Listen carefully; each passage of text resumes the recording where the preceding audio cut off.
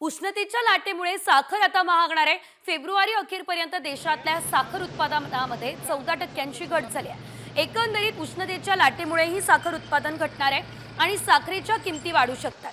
कमी उत्पादनाचा परिणाम बाजारामध्ये देखील दिसतोय। आतापर्यंत साखरेच्या किमतींमध्ये 6.5%पर्यंतची वाढ झाली आहे। तर उत्पादनात घट अशीच सुरू राहिली तर बाजारात साखरेचे दर नवीन विक्रम प्रस्थापित करू शकतात।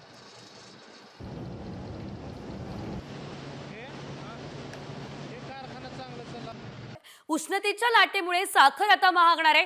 फेब्रुवारी अखेरपर्यंत देशातल्या साखर उत्पादनामध्ये 14%ची घट झाली आहे। एकंदरीत उष्णतेच्या लाटेमुळे ही साखर उत्पादन घटणार आहे आणि साखरेच्या किमती वाढू शकतात। कमी उत्पादनाचा परिणाम बाजारामध्ये देखील दिसतोय।